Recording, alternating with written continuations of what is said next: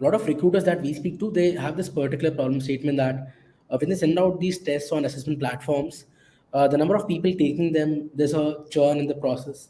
First of all, sourcing talent on today's date, building a connection itself is difficult. And then, they send out a test and wow, suddenly they're out of the funnel.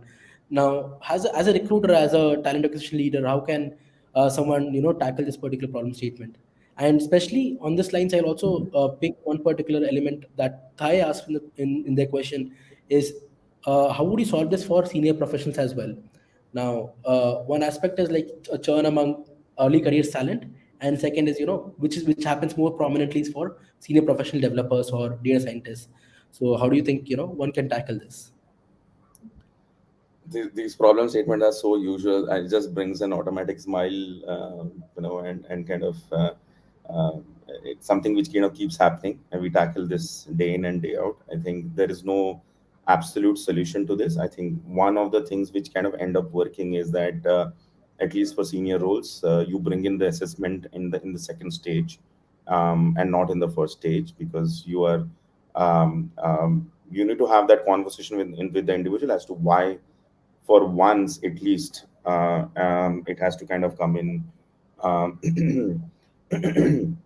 from someone in the interviewing panel, excluding the recruiter, as to why that assessment is important. Just 2 minutes of conversation as to why we are kind of putting in this assessment, and what is the purpose of it, and also kind of define the problem statement in advance. There's nothing like that as to we are trying to arrive at this decision on this element. If you are trying to be kind of fair with respect to your interviewing process, there's nothing wrong in being transparent, saying that we are trying to arrive at some of these elements and these competencies.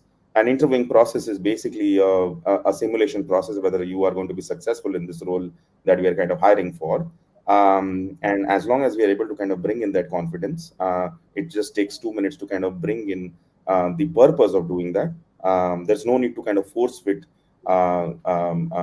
something like this in the process.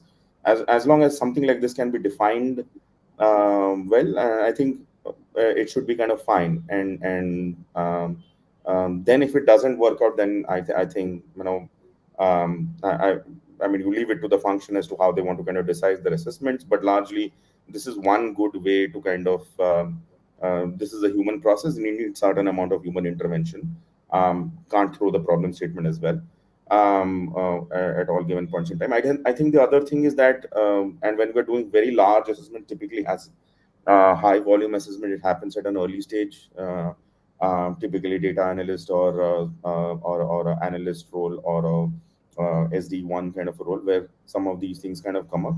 I think if it is getting tough to kind of explain everybody verbally, bare minimum recruiter should be kind of explaining the purpose of the assessment rather than saying there is an assessment.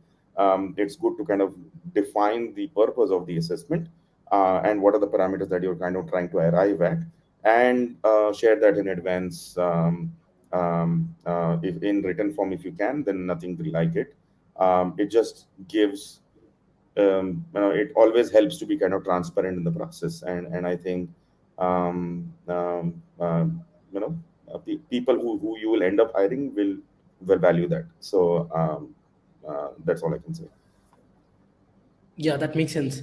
As we move forward, I just want to point out there are words of praise from Kimson and our old friend Millie from WebEngage. She says it's super practical pointers which can be adopted by companies to strategize hiring. So, yeah, thanks to Nishant and thanks to Millie for this comment.